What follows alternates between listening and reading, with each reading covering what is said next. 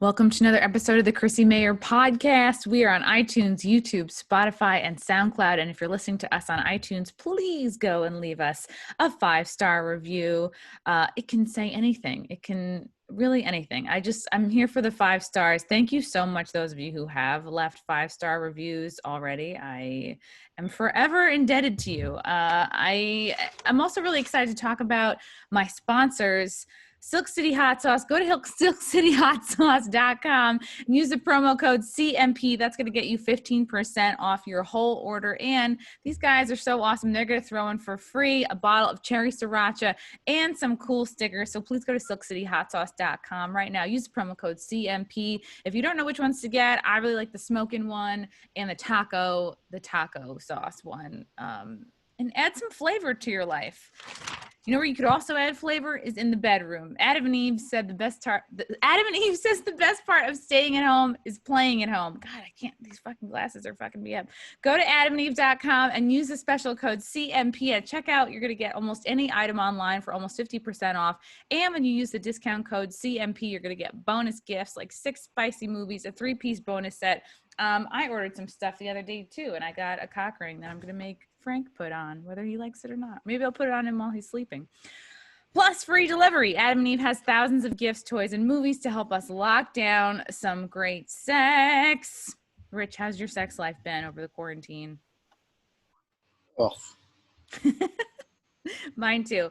Go to adamandeve.com right now. Use the promo code CMP, baby. I am so excited to have this guy on the show today. He's a comedian and actor. He's appeared on television hundreds of times. He has 4 Comedy Central specials, an HBO special. He's been on Showtime. He's been on Stars. The Voss Roast is free right now on YouTube, and you can check him out this Saturday at the East Brunswick Square Mall with Jim Florentine. Go to Uncle Vinny's Comedy Club to get your tickets right now for this Saturday. Rich Voss, how are you? But how's it going? You say, the good thing is we bought a house probably last November before this all started, and we have our own bedrooms. My wife and I have our own separate, which is great because after sex, I could say, hey, listen, you got to run, but, I always tell her I'll call her tomorrow. I give her a free CD and I send her on her way. But it's great to be like, if we were still in our townhouse for 6 months, we probably would have killed each other. Yeah. So Rich, you bought this house. Okay, so you're out in Jersey, and before that, were you living in Manhattan or Brooklyn or Jersey, same town. Oh, always Jersey. Okay. Hillsborough, right in the middle, central Jersey. By Princeton. You always say the nice place. It's between Princeton and Somerville. Like, yeah, you could live in like fucking Compton, but you would go, yeah, it's right outside Bel Air. Oh, for sure. Just like anybody who says, oh yeah, I'm like right outside Boston, and then you talk to them more and more, and you're like, oh, well, not at all. But we all do that. Yeah. Can you hear all this? Is this bothering you behind me? Is there a dump truck behind you? They're building. We bought this house. It's got like an acre of property. Ooh. But like 1 yard away from us, they're building 190 unit condos.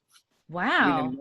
Three high rises and it's like our property, then another property, and then they're building. I could go inside if it's too loud. Well.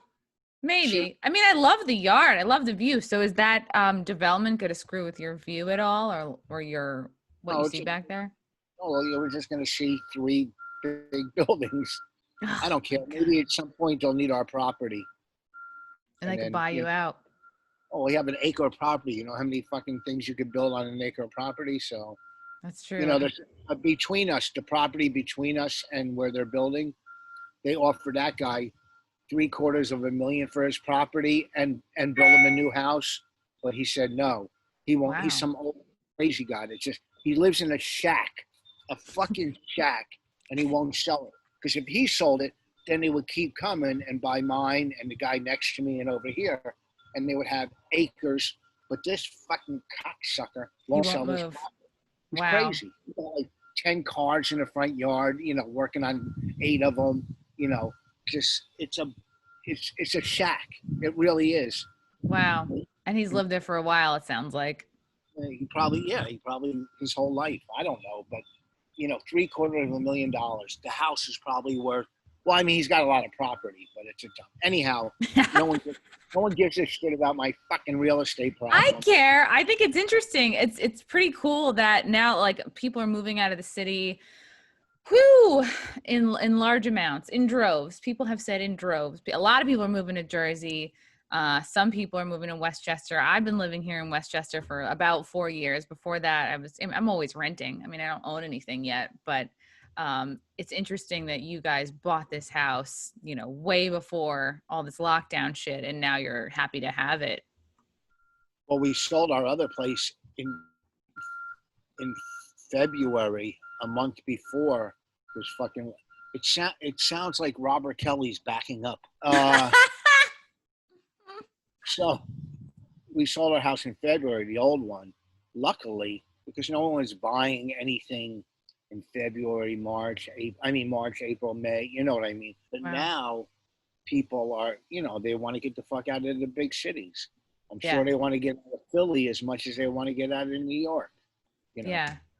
So it's interesting to see the changing comedy landscape over the past few months. Like there's definitely some comics that I've seen that are not trying to get up, that are just sort of like, well, everything's been canceled and they haven't really been looking in to see where they can get in. And now that you've got this show, and it's interesting because I performed at the Uncle Vinny's Comedy Club down in like Point Pleasant Beach, Jersey, but now they're doing shows at the East Brunswick Square Mall. Have you seen what that looks like down there?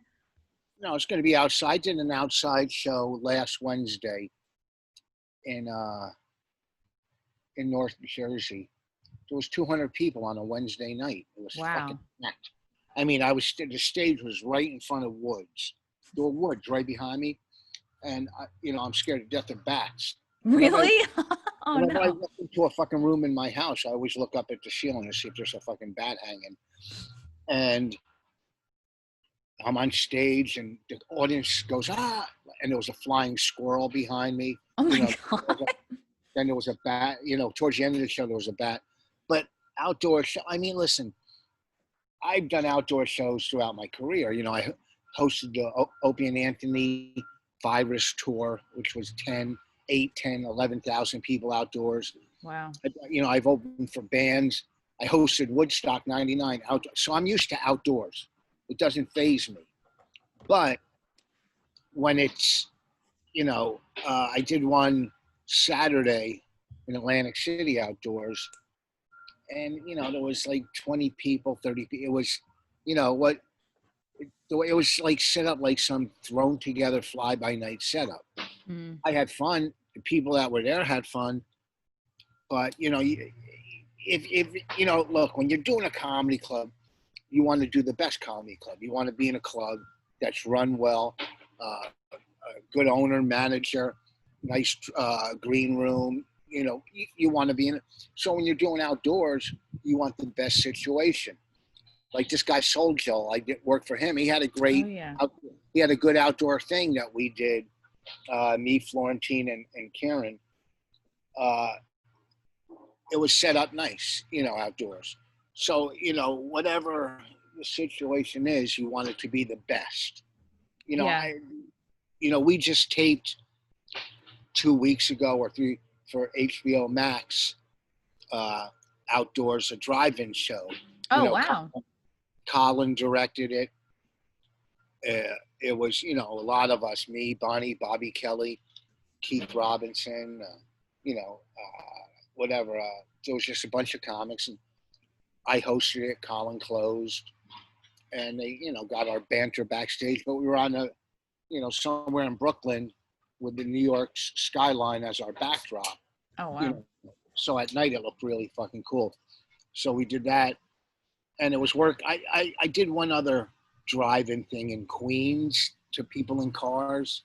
I heard about that. Yeah, like instead of laughing, people could honk at you, but then they had to shut that down because the surrounding people were like, "Oh, this is like noise is bothering us," and can't have all this honking. I think so. I think so. But I mean, I think I'm supposed to do one sometime next month. So we'll see. Well, then Rebecca had an outdoor show in Queens. That was great. You know, it is what it is. The clubs, I did a club in July. It was horrible. It was empty because it's when they first reopened. It was in North Carolina. It was hot as fuck. People were scared to go inside. Ugh. Was Then, this Good Nights or yeah. what else is out there? Okay. Helium. And that's a great show. I mean, that's a great club. It's one of my favorite clubs. But 2 weeks into a reopening, you know, people were scared to death to go inside. I don't blame them. Then I did brokerage when they were reopened, standing behind plexiglass. Oh, wow. Another one I like. My last album, I recorded that brokerage. You know, the owner's a great owner. The clubs I love. I think out of those 3 clubs, that's probably, I don't know if that's the best, but I just like it because it's, you know, you're right there on the people. Yeah. And plexiglass. This fucking noise behind me is getting on my nerves. Well, you could go inside if you want. Yeah. To the front yard. All right. Yeah. Let's get the whole tour. This is beautiful, right, Rich? I mean, this place looks great. Hold on, I'll show you. I wish I had a yard. My yard and stuff. Wow, this is great. You have a nice big deck. I'm liking it. What's that? You have a big deck and a hammock. I was trying to make a big deck joke. Oh no, is he frozen? Can you hear me? Yes. Am I back? Yes, you're back. Yeah. I just walked through my dining room. This is. Yeah. Oh wow, you've got things hung up. Oh yes. It's my all my wow, it's like an painting. Yeah, it's like an art collection there. Hold on, let's see if we not hear this. I'm going out front. Okay. The noise is too loud from the dump trucks. Oh no, you guys, I can't hear you. Can you hear me? Oh yeah, you're good. Let's see, here's my front yard. Wow. That's so nice. Thank you. Let's see. Let me see here. Yeah. Okay, perfect. Yeah, it's really interesting because I remember, Voss, like performing with you. We were at that place, Villa Roma, which was upstate in Callicoon. And it's always fun to like perform with people and like kind of mutually complain about, you know, the venues. And I just remember you were like, I'm not coming back to this place unless they have us, you know, in the main theater. They had us in like a back room somewhere.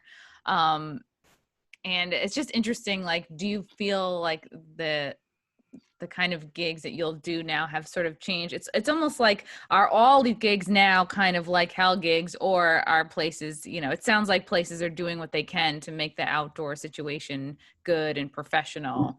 Well, yeah. And also the indoors, you know, some of the good clubs are starting to open, but they're opening at probably, you know, 25% or 40, whatever. You know, I don't know what state, you know, in Jersey, I think if you're a restaurant, you can open. New York is really strict. New York they're treating comedy like, you know, they're comparing us to strippers. Like, you know. They really are. It's yeah. fucking, you know, nothing against strippers, but, you know, actually this girl on Facebook, Carol, said, no, strippers make real money. But, you know, they're comparing us. So New York, you know, listen, those rents are fucking outrageous in New York. I don't know how these clubs, they're going to close a lot of them. You know, they can't afford to fucking stay open. You know, Caroline's rent on fucking Broadway must be astronomical. It must be like 20 grand a month. I mean, it's a huge space. 20, I would say fucking more. I would say at least 21. I don't know. Yeah. It's got to be a fucking, but, you know, Gotham, that's a big fucking building. Yeah, it's like, do they have money just saved up? Like, do some of these guys, I mean, I know Noam owns the building where the Comedy Cellar is, but he's getting Yeah, he's got other buildings. He's got Yeah, he's got other. Flat Black. He's got, the Village Underground. And still, even if you own the building, you still got to pay, mortgage or even if it's paid out, you still got to pay taxes and upkeep and whatever.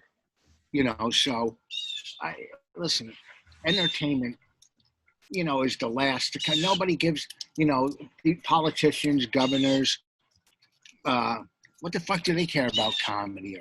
They don't give a fuck, because it's not really bringing them money. You notice when all this happened, the big companies, Walmart stayed open, Target, Lowe's, Home Depot, Starbucks was open. Dunkin' Donuts stayed open the whole time. These are all big money making, that can either donate to campaigns or do whatever. Fucking Uncle Vinny's isn't donating to Biden's or Trump's campaign. So money rules. All these people, when it comes to politics, either so far right or so far left, it breaks down to money. It doesn't break down. It's really money. All those motherfuckers on the top, Democrats, Republicans, they're all money. They care. That's all they care about is money. Yeah. It's really sad. It's really sad that they do kind of have us in the same category. It's like, it's not a cabaret. It's not like we're not giving lap dances. Like, we can do comedy. And I think at one point Cuomo said he didn't want comedy happening because, like, if people laugh, then people spit. And then, like, and I was like, that's so insane to me. It just seems like that comedy's getting like an extra fuck you in New York. And they really, like you said, like, don't care, have no interest in bringing it back. Yeah, well, I mean, de Blasio, I'm not even a New Yorker, but he's probably, he sucks from so what bad. I've seen, the worst mayor in the history of New York. He really sucks. I mean, he's just out of his fucking mind. The stuff he wants to do, and it's just I couldn't even imagine living in New York with that fucking guy as a mayor. Yeah. It's killing New York. New York is like a battle zone. You go in there, you walk around New York, it looks like, it's, right after a war or something. It's just yeah.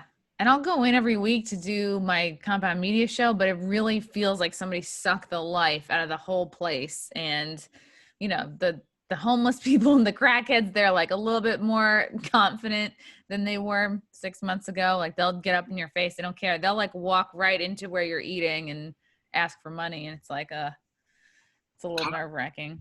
Cops won't even respond. Yeah. I don't blame them. Look, there's to me, I'm pro cop because I have a house, I have a family, I have a life. Of course, there's some bad cops. Of course, there's been injustice towards the Black community throughout history, but you cannot get rid of police. It's insane. If you're getting robbed, you're not going to call the rescue squad or the fire department. Yeah.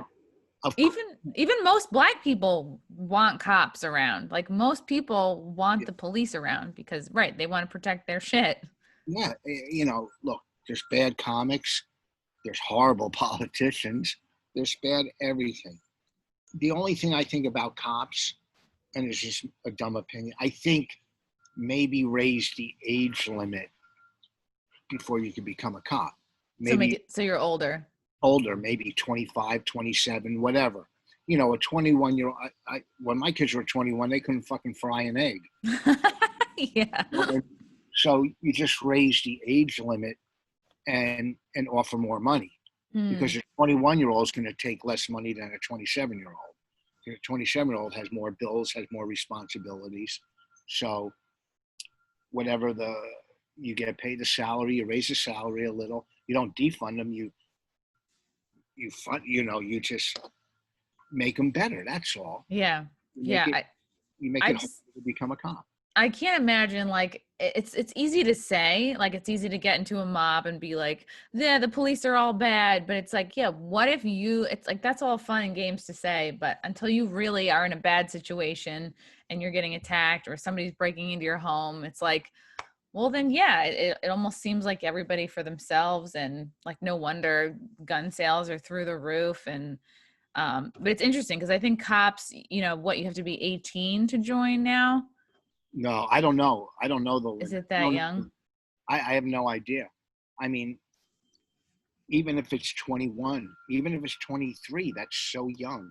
To put a gun in someone's hand that's 21, and in a split sec and make a split second decision, they haven't lived enough. They haven't lived life enough to just comprehend what that is. Yeah. Split second decision, what to do. And there's 40-year-old cops that fuck that up. But there's also, you don't hear the stories of the 40-year-old or the cops that don't fuck it up, Yeah.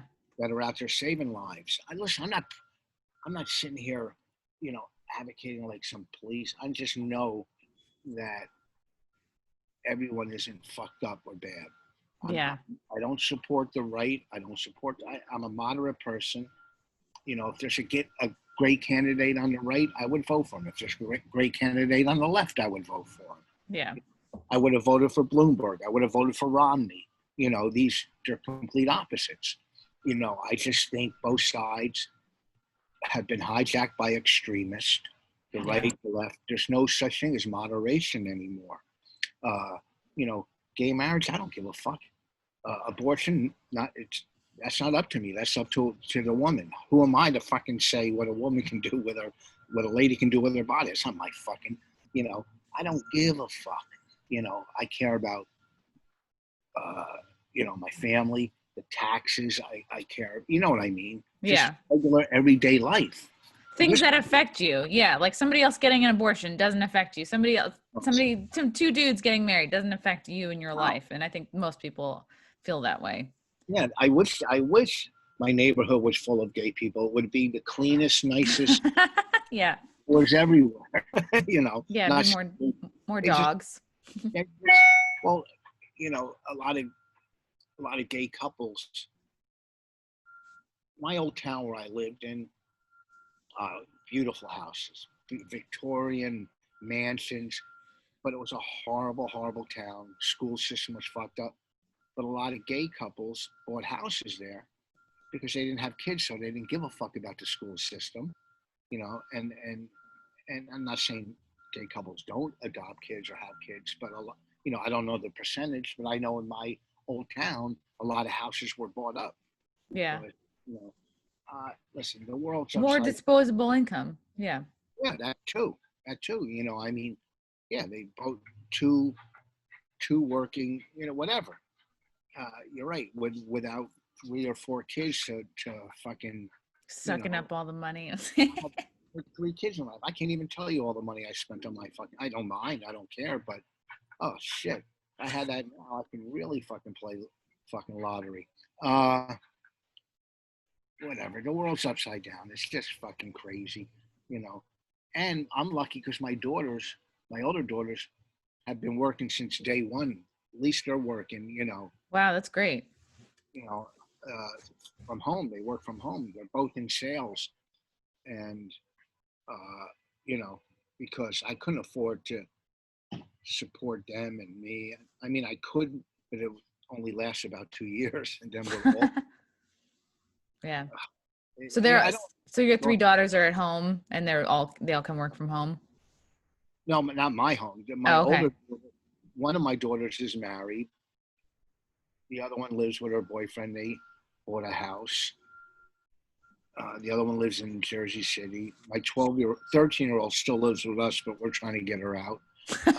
13. Get out already. Yeah. Get a job. Do something with your life. You're 13. So, luckily my kids have been working. I think just entertainment has been fucked more than anybody. For sure. It's scary.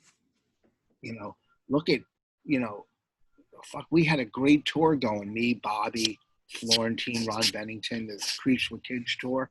We're selling 1,000 tickets a show. We're fucking packing theaters. Boom, done. Wow. Making good money, doing one show a night, 20 minutes, working with my friends. Yeah. working, not getting to a gig, and some middle act is lighting himself on fire, and I got to go up next. You know, don't get me wrong. I've had fucking middle. I had one middle act in Vegas and ended the show standing on his head. Oh my God. I got a picture of it on my phone. I got to follow this bullshit. You know, so I was, you know, you're on tour, you're working with your friends, doing theaters. It was fucking great. Boom, done. You know. How many shows were canceled? Well, our last show was at Turning Stone Casino in Syracuse. The next night we were at Gramercy, sold out in New York, Gramercy. Yeah. Oh, wow. That one, that's when it got canceled. That was the first one canceled. Then we probably had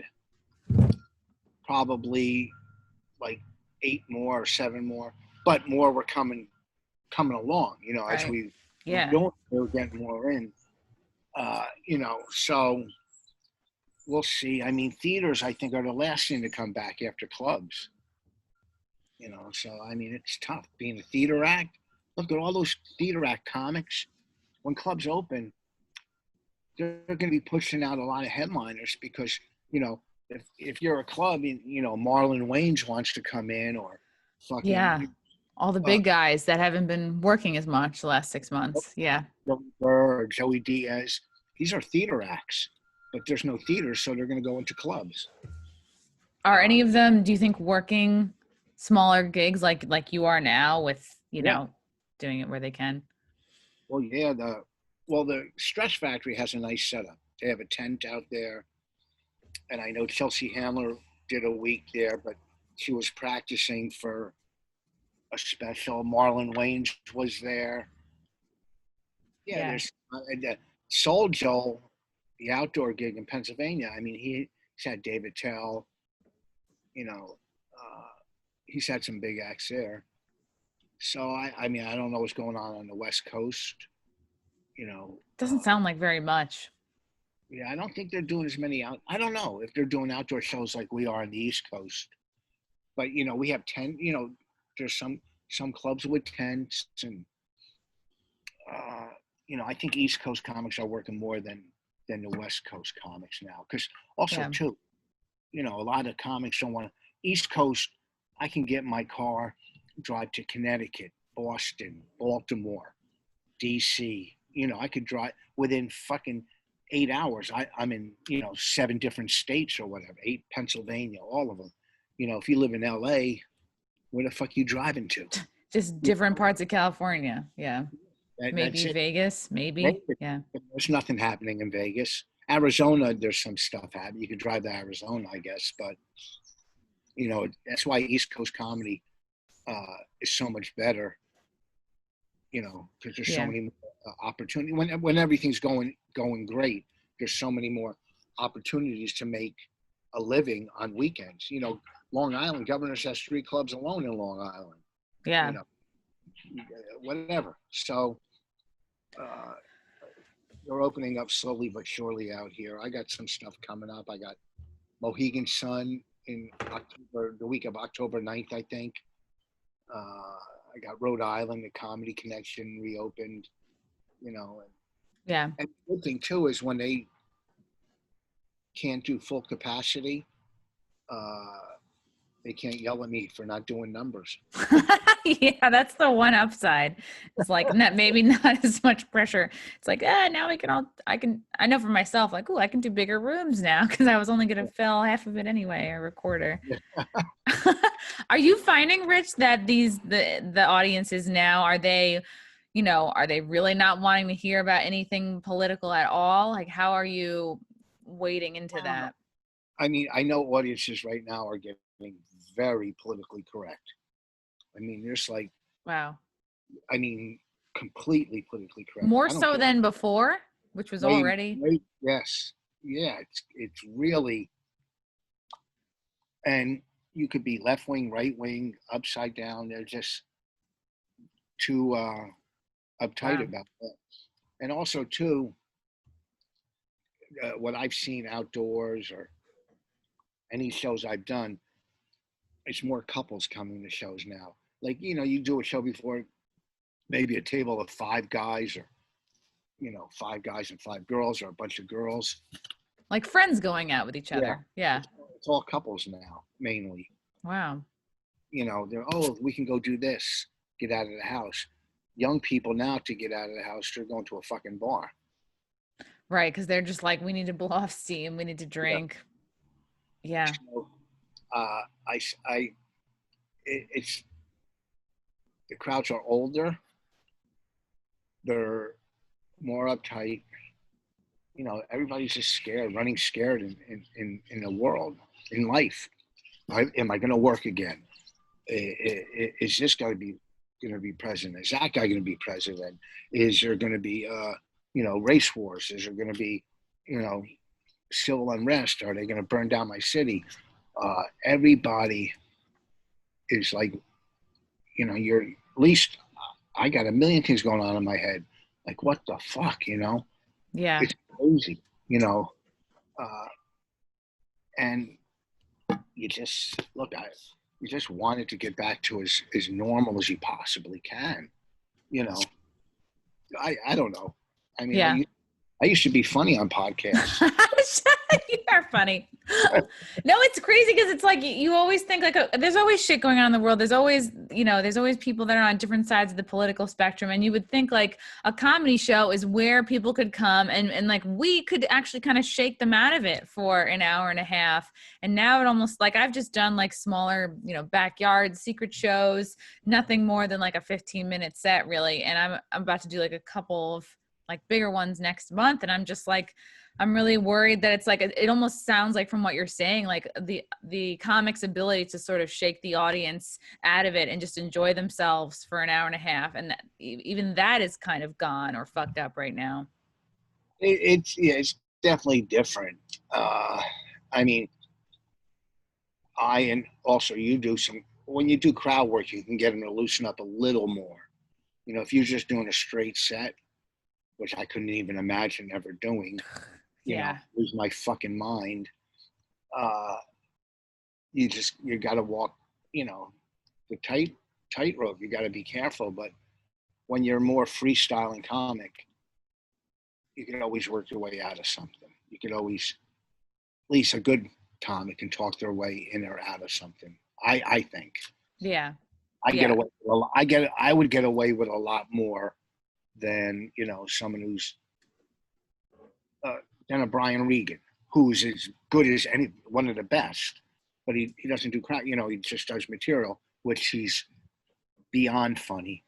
Yeah, he's one of the best. But right, if you're not doing any crowd work, it's like you do have to kind of speak to the room, and if everyone's coming in there and they're anxious and weird and unsure, it's like you gotta address that before doing any of your material. Are you finding the audiences, are they all wearing masks? Are they all like real worried about the virus stuff, or most of them like I bring my own microphone. I usually wear a mask around. I don't sell any merchandise now after a show,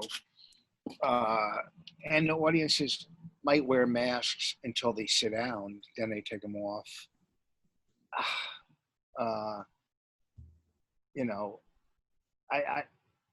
the last one I did outside, well, it was getting dark, but they weren't wearing as many. They wear masks as they're walking in or you know what I mean? Yeah, sit just down. in transit. Yeah. What gets me are these fucking idiots that driving alone wear a mask in the car by themselves. Oh my God. It makes me so angry. I don't understand what the reasoning is, but there's zero logic there. Like you're alone. Like, yeah, I don't get it. I'll see people like walking their dog alone, running alone, in their car alone with the mask. I think just I know a lot of people are kind of like, brainwashed and scared and they just, I don't know, they're doing extra things they don't need to be doing. I don't know, about, look, if I walk into a Walmart or a Home Depot or I'll put my mask on. I'd rather not take a chance. I don't know how much of it helps or doesn't help, or how much of this is real or not real, or scam or not a scam. But I know if I can avoid as much as I can, I try. Like I talked to this comic the other night. He was selling merchandise. I go, aren't you scared? He goes, no, I already had it. I had the antibodies. And I was so jealous. Oh. But I've been tested a couple times. I don't know. Like, who knows how much of this is or how much a mask helps? I know it Yeah. doesn't. I know it doesn't hurt, but how much does it help? It can't hurt you unless you're Yeah. 24 hours a fucking day driving in a car by yourself. You look like a real jackass when you're in a car by yourself wearing a It mask. does. It looks insane. Well, if you do wear it all like for many hours of the day, there are some bad things that can happen from just inhaling your own CO2 over and over again. Like it does kind of cause shortness of breath and a little bit of like lung issues, which is like, kind of also people take that for COVID, symptoms or Yeah, whatever. I get shortness of breath. I went and got my fucking chest X-ray. I was, Wow. uh, and that was months ago. They said everything's okay. I couldn't. I was like, but my shortness of breath is usually from anxiety. Anxiety. Yeah, me Then, too. then you get shortness of breath, and then you think you have something, and your anxiety increases. Then your Hmm. shortness of breath increases. It's Yeah. uh, I Do you woke up. try like any CBD or like I've started smoking like some CBD and like I swear it really helps. Like it makes my whole apartment smell like pot, even though it's not weed. It's like there's no THC in it. I'm not getting high, but it does calm down my anxiety. No, I don't know. I've never tried it. Uh, I mean, you can get high. You're not in recovery. You can drink or get high. Right. Right. I have 34 years sober, and I don't want to take a chance with anything. Okay. It's like people that are sober and they go drink O'Doul's non-alcoholic beer. It's just playing on the tracks. It's just Hmm. it's like setting yourself up. And when there is a maybe 1% alcohol in those things, but it's like you know, it's like taking white powder that's not coke and snorting it, going, well, it's not coke, but it's going to lead you back to it. It's so close. You're one step closer to picking up the real thing? That's why I don't do any of that CBD shit, because I know anything can trigger a relapse. You know, luckily I have a lot of time, and uh, I don't want to get high, because if I get high, I'm dead. I don't, I have enough money now to kill me. You know, I could just fucking buy as much coke as I want and die. Was that more your thing, Coke or drinking? When Oh, you went, it was, yeah. no, but I mean, I drank too. I did everything. But smoking coke was my main thing, freebase. And I didn't. I was, I was broke. I was a drug addict. But now, I could just go sell my watch and die. I got fucking, whatever. I don't know how fucking celebrities or rich people that have drug addictions don't die within a year. And Because yeah, they have nothing but money and time. but if you had that much money, you could do, like, if you're smoking meth or freebase, it's hard to stop. You usually stop when you run out of money. Hmm. You know what I mean? Yeah. And if you have unlimited sources of money, I don't know how you can fucking stop. I couldn't stop. I didn't stop till it was gone, till the pipe was broken. Jesus. Have you ever had moments like during the last 6 months, like, in the lockdown stuff where you've had like, you felt like weak moments or, any point you're just past the point of No, it being even an option? yeah. Plus, I go to meetings online, and no, I don't. No, I I gotta work on gambling. That's another addiction that So Do you gamble online? once in a while, Yeah. uh, you know, I get so fucking bored. You know, Yeah. What are we going to do? We got to do something. Amazon. I can't tell you all the shit in the last 6 months I've ordered online. What's the weirdest thing you've ordered in the last 6 months? For me, it was like this thing that I can go upside down in. I just like put my head in it. It looks like a squatty potty. I don't know why. I was like, I had to buy this in April. And you just stick your head and shoulders in, and then you kick your feet up and go into a handstand. And I was like, I have to have this. Well, I have an inversion table that you go upside down. An Ooh. inversion table's for your back. I had that. I don't know what you're doing going upside down. Why are you going upside down for what? I it's supposed to be good for like it gets blood to your brain. I think it's good for like building strength maybe in your core. I don't know. It's probably it's instead of an inversion table. It's like you're inverting yourself. An inversion. You know what an inversion table is? Where you hang. Yeah, you lay on it and then you like Yeah. it flips you around. Yeah. I bought so many weird fucking things. I mean, I have like 4 or 5 different survival backpacks full of everything you possibly can imagine. Really? Yeah, ready to go. We're ready to go. Oh, Uh, in case, well, yeah, like everybody grab one and just head out into the woods. yeah, I guess my crossbow was the last thing I bought.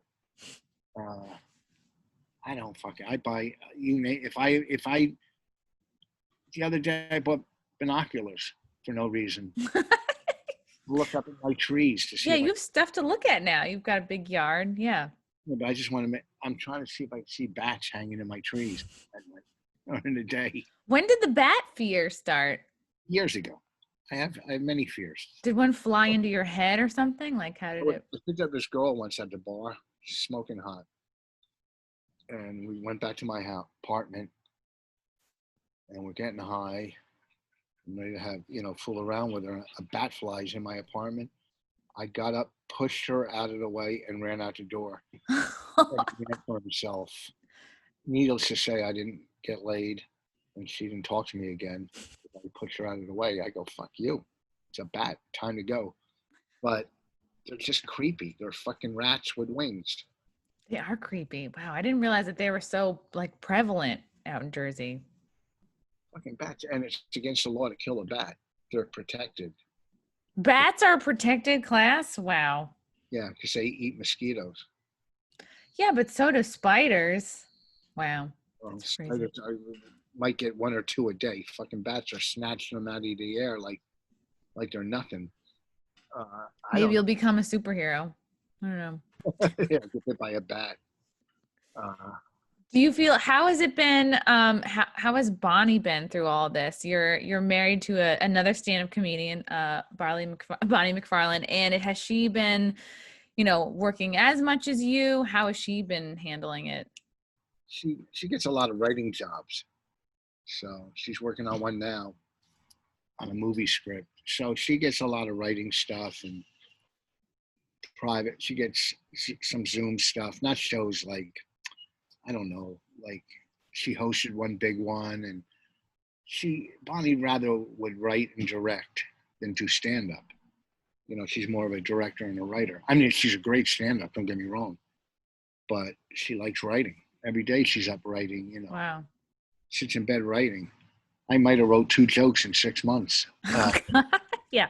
I'm fucking lucky. Thank God I'm not the only one. I mean, if you had told me you're going to have 6 months to like kind of just do whatever you want, you're gonna have so much free time, and I would have been like, oh wow, I'm gonna write a whole new hour. But like, I'm with you on that. Like, I've written a couple. It just, to me, it doesn't feel like stimulating for writing. Like it's even harder now because there's the anxiety there.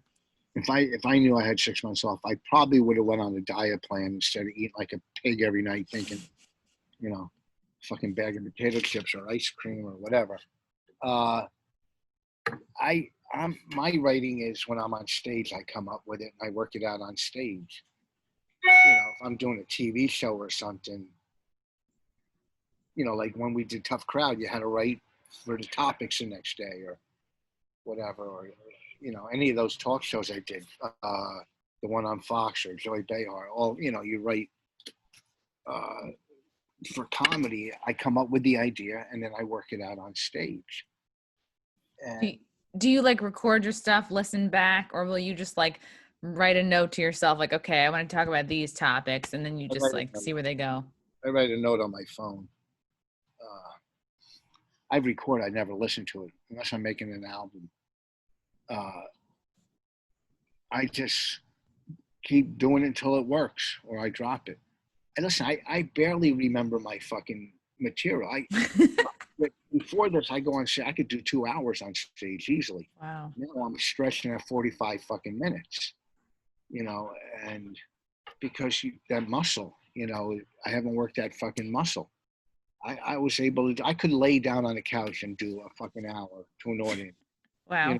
Because I've done it for fucking 36 years, and I was working almost, 5 nights a week, on the weekend, 3-4 shows, whatever. So boom, boom, anything, I mean, my ad libbing is still there. If something happens, but remembering my material, that's fucking, I have to listen to some album, my old CDs, and even that I'm going, I don't want to do that shit anymore. You know what I mean? Like, oh, fuck. Your old stuff, yeah. And and I don't I don't want to do crowd work as much because I already know I could do it. Yeah. I That know, you don't have to practice. Yeah. It's, I know I it's can there. so I just eventually will come up with a bunch of new. So I'd rather do my next album or special, just tell stories, of life. I maybe a couple stories before I was in entertainment, drug addict, then life in entertainment, where I was in the beginning to where I am now, and tell, maybe like 8 or 9 stories, big Yeah. stories. And People are interested in that stuff. Yeah. everybody says I should write a book, but I can't spell. Uh, Well, Bonnie can help you.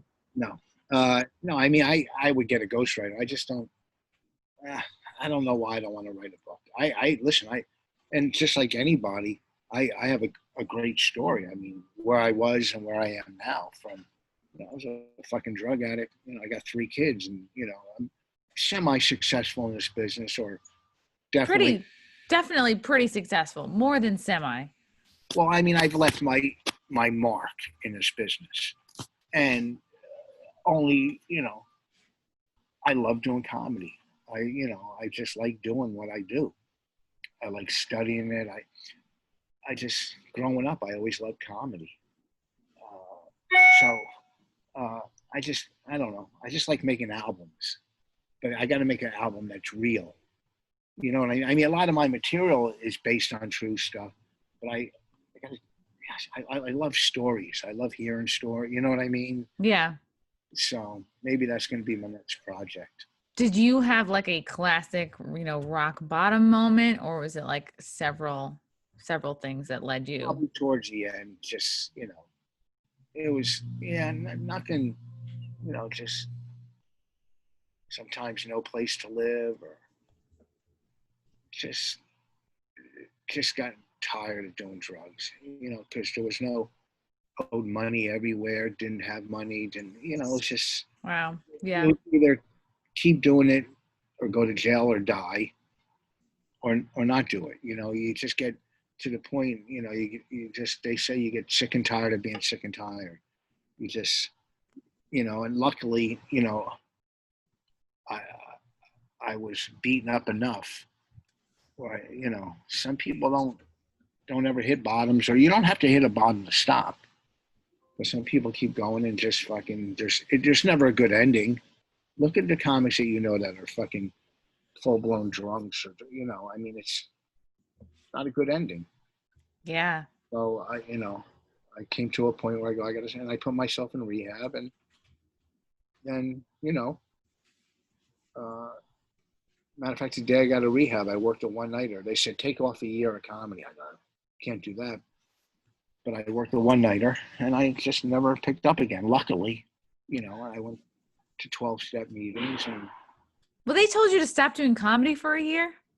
well, because I was putting myself around alcohol and I It's mean, like too tempting.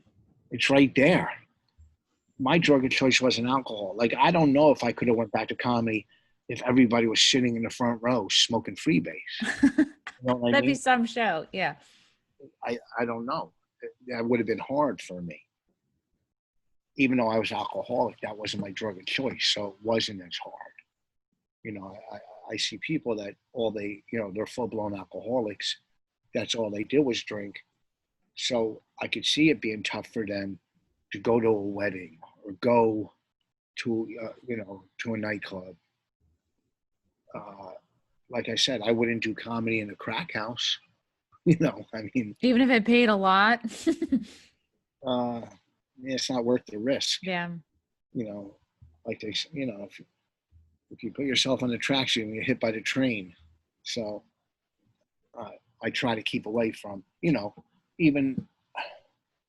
I remember when I first got clean. I was working in Florida. I picked up this waitress, or a girl in the bar. I think she was she was a 12 on a 1 to 10 scale. Like, I'm going, what the fuck does she want to do with me? Oh. We go back to my hotel room and I'm making out with her. I go, oh, that's a weird taste. And she pulled out a bag of Coke about this big. And I'm like, oh, I had like a month, maybe 2 months clean. What? Wait, it was in her mouth? No, the taste was in her mouth. Oh, right. Pulled out a bag out of her. She had tons of it. I go, you're going to have to leave. I mean, after we have sex, but you're going to have to go. The second I'm done, get out of here. We're going to have to run. So no, I just don't put myself in those situations. I try not to.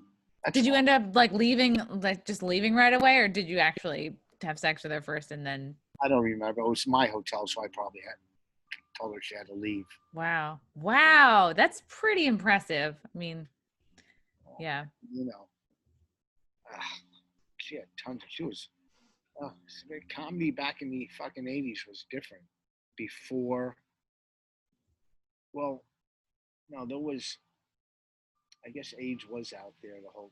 I don't know. I've been doing comedy, 36 years? That goes back to 1984. I don't know how big age was in 84. I guess for a few years it wasn't. So sex was crazy with anybody, I guess. And then when that came along, put a kind of a halt to everything. This now is going to put people are going to feel weird, I guess, picking up. I don't know. I'm not in that scene, but I mean, young people think they're indestructible anyhow. But yeah, if you were single, if you were, you had some kind of fucking in the right mind, would you pick up a stranger? I mean, yeah, maybe you could have sex, but I wouldn't kiss them. Wow, that's right. Yeah. So like dating now, and that's the thing, if you've been like single or not like, quarantined with anybody, I mean, how lonely you must be at this point. And you're probably like, fuck it, like, yeah. A lot of people are probably just like, fuck it, I need something because I'm gonna go nuts. Yeah, I mean, you see these big rallies, both sides. I don't know how. Like, I wouldn't go sit in a stadium now, but also too, I'm not like. I like to really know the real story behind everything. That's all. Yeah. After the elections, is this going to go away? Is it not? Is it going to get worse? Is it going to get better? Is there going to be a vaccine? No, but you know what I mean? Yeah, and how effective is it going to be? Like any typical year's flu vaccine is not.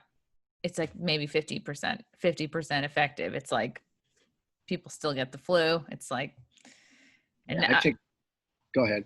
Oh, and I've just been hearing with like the COVID vaccines that they're working on, like some people are not even like testing them on humans. Some of them just like are just putting them straight to market. And I fear that these are like even less effective than like your typical flu vaccine because they just were made in such a rush. Well, yeah, they're going to, it's going to be less testing with the Drug Administration, the FDA. They're going to push stuff through. So drug companies are going to make fucking billions on this. Billions. Yeah. They find that's effective. Drug companies, Amazon is crushing it. Netflix is crushing it. Well, Amazon, I mean, holy shit. Trillions. Yeah. When's enough? How much? I mean, it's ridiculous. It's so unfair. But I can't stop ordering stuff from there. I'm part of the problem too, because I buy stuff from it. I'm part of the problem going into a fucking Walmart, even though I hate everything about it. I hate the owners. I hate how they treat their workers. I hate the workers. I hate everything. Everybody there, the other people shopping there, can't stand them. But I'll go because it's convenient. I mean, I'll take a stance on certain things, but whatever. What the fuck? I think you should do a book, Rich. I think you should like string together your stories. I don't know, the through line of like recovery. I don't know. There's definitely a book there. Yeah, I should read a book before I write a book. I also thought I would get so much reading done. I was like, I've got my Audible app. Like, I'm just going to be constantly reading and learning. And it's like, no, it's like and it's because it's so hard doing everything from home because I just look around. I'm like, oh, well, this is a mess. I got to clean this. And then I just get so distracted and then like anxious. And then I'm like, I have a podcast in an hour. I got to make sure I know everything. You and Frank live together? Yes. Yeah. We have been living together, God, like what, 4 years? He just came home from work. 4 years. Yeah. But we gotta move out of here. This is like, this apartment is like, I want like a yard and I don't know, plants outside instead of just like on windowsills, and like a yard for maybe a dog. Well, it'll come. What is Frank works in the day? He has a job in the day? Yes. He has a day job. Yeah. Lucky him. Yeah. It's good because now he gets to get away from me so we can miss each other. It's nice. Did he work throughout the whole thing? No, he was like a couple months. Like we were both just like home with nothing to do. And then he started back up like a couple months ago. Did you guys go up to the Poconos at all? I mean, up to Catskills, I mean. Yeah. We've been up there like a bunch just to get away, just for something to do. We also went to like the Pocono Palace for like a romantic getaway where they have like the heart-shaped tubs and stuff. And I was like, oh man, it was definitely a weird energy. Like we were the only ones checking in and it felt like an abandoned camp almost. Those places are fucking weird. Yeah. They're weird. There was no one there, huh? No energy. There was like one other couple that we saw like walking around and really? Yeah, and also outside they had like a love hike. Like you could go on this like little hike path, and we saw like one other couple, and it was like it was weird. It was good to get away. It was good to just like get out of the apartment. But oh god, it's a weird energy. You're lucky it wasn't a swingers retreat. Yeah, that would have been fun. Like, well, this is happening. This is our life now. All right. Well, listen, I have to run. Okay. Are you mad? No, I'm not mad. This is great. I'm sorry. I didn't.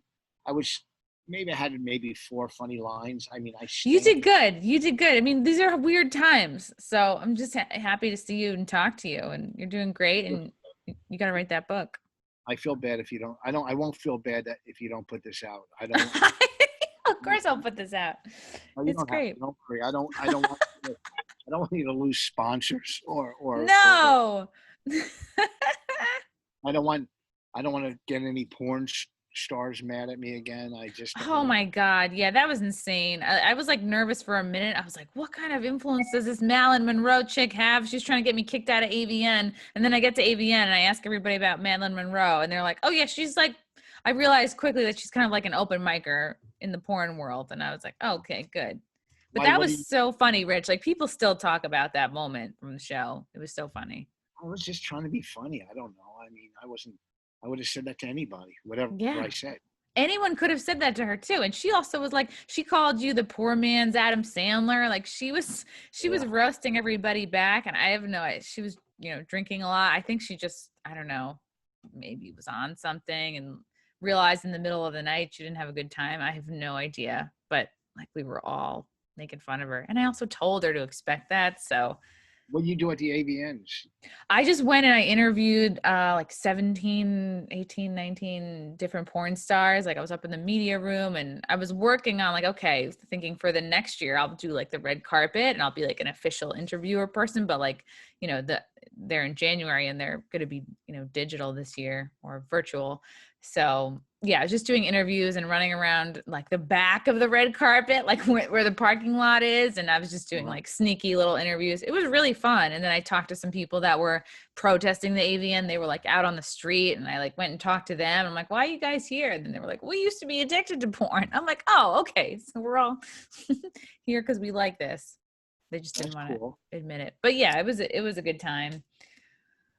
So I'll work on that. Watch the Emmys. I didn't even know it was happening. Yeah.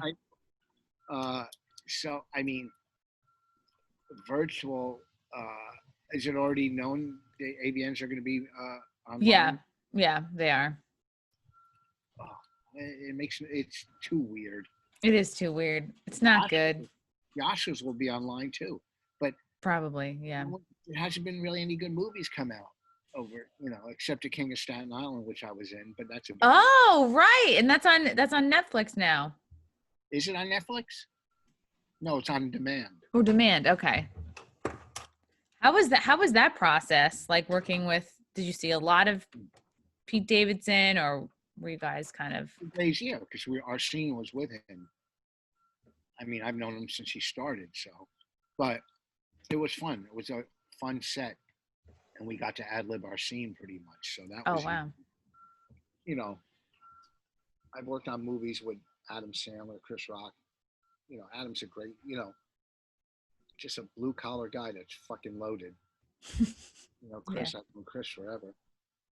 Pete, got Judd Apatow. That was I've been lucky. If you put me on anything and say I can ad lib, I'm going to knock it out of the park. Yeah. That's a good skill. Then they give me some lines. I'm like, what the fuck? He would never say this. Wow. Yeah. All right. Well, listen. All right, Rich. This was great. Plug again. Where can people find you, follow you, buy tickets?